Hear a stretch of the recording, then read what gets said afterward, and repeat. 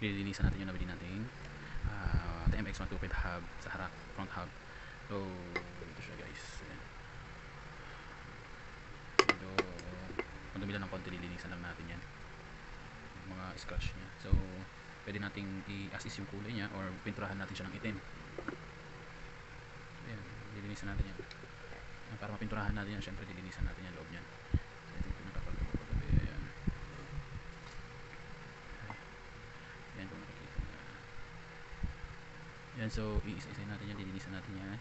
Tatanggalin natin yung mga kalawang. Ayan, gagamitan natin yan na degreaser at saka WD-40 para matanggal yung mga kalawang at saka yung grasa nya. Ayun, tsaka gagamit tayo ng WD-40 saka paintbrush. Hindi na ako gagamit hindi na ako gagamit guys na toothbrush kasi meron na tayo nito maliit. Ayan, gagamitan natin yan ng degreaser. Mahinang klase yung degreaser. Kung hindi kaya ng degreaser yan guys, pwede gasolinahan na natin para mas mabilis. So ito kasi yan, degreaser yan sting. Mas malakas yung pula na ito guys, pero ito lang meron tayo, yung degreaser na puti. Yan. So meron tayo dito yung spray. Sok yan. So ayan, ready na. Tapos basahan, meron tayo ditong basahan. Yan. So yun nga pala guys, bagong lahat, nabili ko to kagabi yan sa tropa din natin, binigyan na lang ng mura. Ito nga pala guys, bumili tayo nito para ilagay dun sa stock na rim ng TMX125, yung stock tires and rim nya. So paparayusan na lang natin, papaalay na lang natin yan, and then papaalay natin kasi ilalagay natin siya sa stock na telescopic na set para yung stock natin sa project bike natin na sa Aphrodite, lahat ng stock niya sa telescopic ilalagay natin yung gagawin nating set. May gulong na yan, may gulong, may headlight, yung plaster nya, kumbaga magiging siya, isang set buo sa harap. Then para kapag gusto natin siyang palitan, plug and play na lang, wala nang maraming baklas pa. So ayun, papakita ko guys yung so ito pala yung yung stock na rin ko sa harap. Hindi ko pa siya binibenta lahat kasi ng stock ng project bike natin is nakatago lang, hindi natin siya binibenta. So ayun nga pala guys, ito may defect daw to, is yung speedometer gear nya ay durog na. Ayun, may dalawang tenga yan, nabali yung isa na lang gumagana, kaya medyo sira yung speedometer nya. Then kung mapapansin nyo itong brake shoe nya rin is put na, pero gumagana pa naman yan. Ayan, kung mapapansin pag gumagana pa, ayan guys, ayan, gumagana pa yan dahil hindi siya sumasagad. Ayan, sagad na yung brake nya, yung nya hindi pa siya umiikot. Ayan. So babaklasin din natin yan. Ayan, durog yun. So lilinisan, patanggalin natin mga grasa-grasa, tanggalin natin lahat yan. Yan, so nga pala guys, wala din siyang speedometer cable. Malinis pa siya, kunting lang, hindi madumi lang siya, pero makukuha natin sa linis. Ito nga pala yung before and after nya. Yan, yan, tignan nyo yan sa picture, yan sa picture yung before and after. So yan, matibig kasi ito, genuine parts to guys, kaya hindi na kayo doon. So ayun, tara, umpisa na natin yung paglilinis natin ng hub. So bago nga pala yun guys, subscribe nyo muna yung YouTube channel ko na Eli Channel, and pindutin nyo na rin yung bell button. Kung subscribe, like and share na rin din kayo, dahil marami pa tayong i-review, lahat ng mga reviews, demo, at mga kalokohan na rin kalokohan na rin sa vlog natin. So poros lang tayo, poros demo lang tayo, review lang yan. So sa nagtatanong, kung baka may magtanong kung magkano ko nabili ito, nabili ko siya ng 800. So yung original price nito magkaiba, iba yung brake shoe, iba rin tong brake panel na to. Ang presyo nito nasa 600 or 800 pag genuine parts. Then ito meron din 600 to 600 to 800 meron. So ayan, so sulit na rin. Nabili ko siyang 800 guys sa galing sa Tondo, Manila, sa isa kong kagrupo sa hardcore, TMX hardcore. Ayan. So shout out kay bro kay bro, ito nga pala yung YouTube channel niya din, yung ayan ang motor niya din. So check niyo yung motor niya. Yan si brother George nga ba naman pangalan nito. So ayan, tingnan niyo na lang yung link. Yan yung motor niya, maganda. So ayun, tara, umpisa na natin yung pagbaklas pa kasi muna natin bago natin bilisan. Let's go.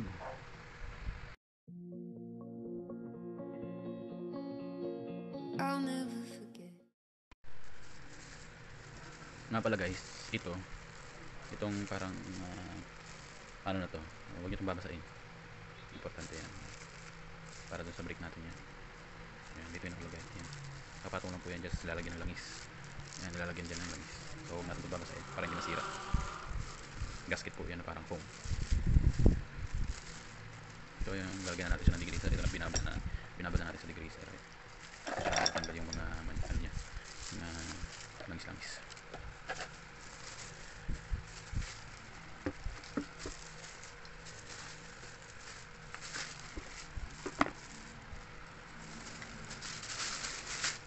Tara, linis tayo.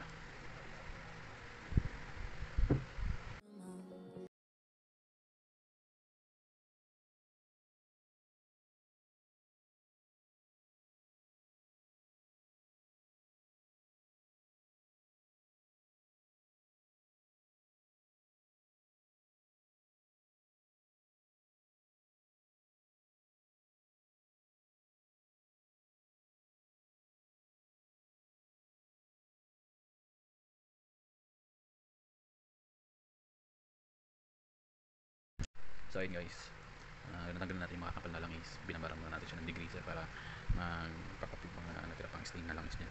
So mga 5 minutes, babad muna natin mga 5 minutes. Yan. After natin pala mababad ng 5 minutes yan, mga bro, pupunasan natin ng basahan para matanggal na yung ano niya, mga tira-tira pang langis. So bakit nga ba hindi gasolina yung ginamitan, kasi masisira yung pinaka chrome niya na kulay. So ginamitan natin ng degreaser para langis lang yung malilinis, matatanggal. So ayan, 5 minutes. Yan, ito yung degreaser o linis ng kuko. So 5 minutes, tara.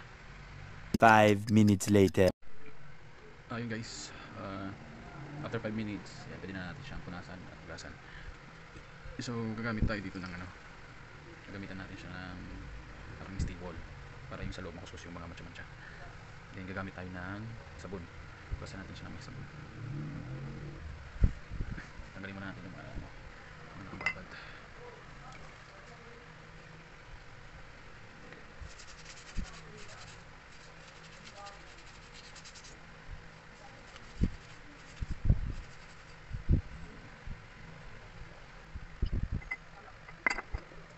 Okay, tanggalin.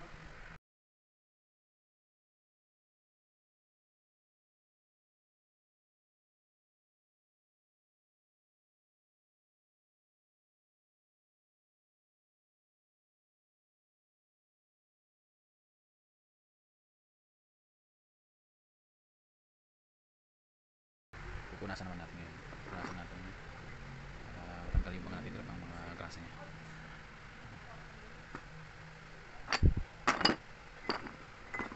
Nga pala guys, ito yung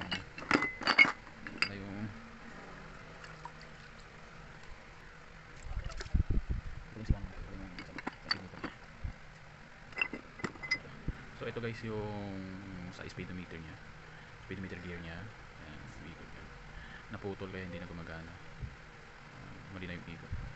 And so ito mura lang naman to sa Shopee, nasa 80 pesos yung ito lang, 80, meron 50, pero pag mga genuine parts nasa 100 plus. Yeah. So tingin ko kaya to nasira dahil sa kapal ng grasa sa loob.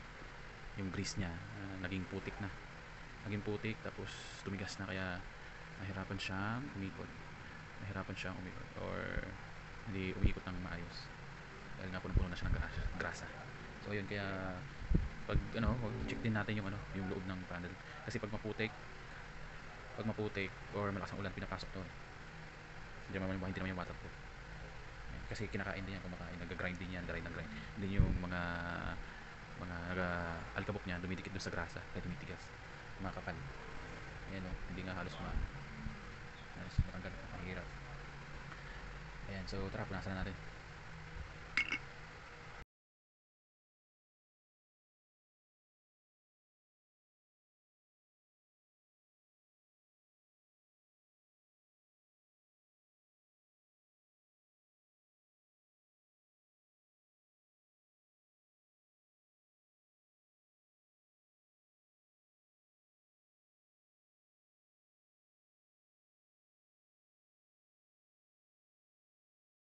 So ayun, tapos na natin napunasan. Ayan. So ito yung dam brake niya, dam brake paddle niya. Yung loob, oh. Ayan, yung loob medyo linis na. Ayan, so hindi na natanggal yung mga ibang gasgas. Kahit dito sa hub, hindi ko na tinanggal yung bearing kasi mahirap tanggalin. So ayan, yung mga force kalawan dyan, malinis na. Ayan. Yung brake shoe, fold, ayan, gumana pa yan. Yung spring, ayan. Yung sa ito pinalawan, ayan, patamilyo, tapos yung bracket.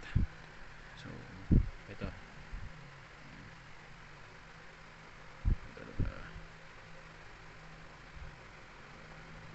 ito yung nilalagyan ng langis para dito yan. Tapos dito may arrow yan, may arrow dapat yan nakatutok dito. So ayun lang mga bro. Ito yung bibili natin sa Shopee, yung papalit natin para dito sa loob.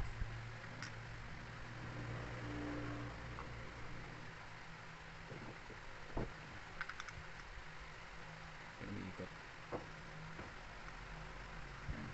So ito pala pre, mga bro, kasi kapit yan dito, ganyan, ganyan, para pag umiikot siya, ano,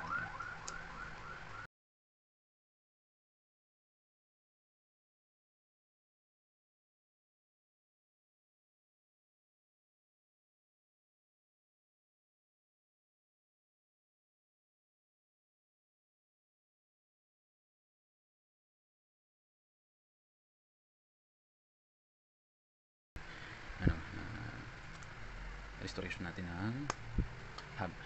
So depende kung pipinturahan natin siya ng itim or stick ko siya sa kulay niya, kasi medyo okay pa naman yan, yung mga gasgas lang. Yan, so yun lang mga bro, sana nag-enjoy kayo sa paglilinis natin ng hub. So yan. So ayun mga bro, tapos na yung paglilinis natin, tapos yung pagre-restore natin.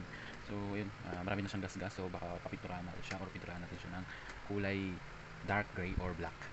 Ayan, para lagay natin sa stock na telescopic natin, tsaka sa stock na tires and rim natin sa TMX 125.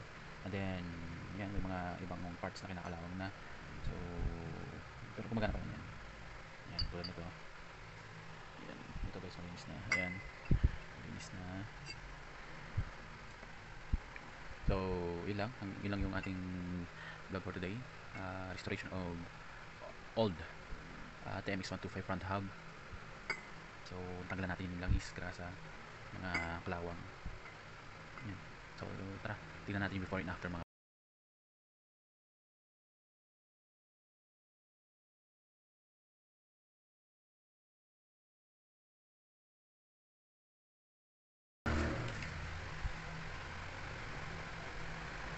hanggang dito na lang yung ating vlog. Maraming salamat. Thank you for watching guys.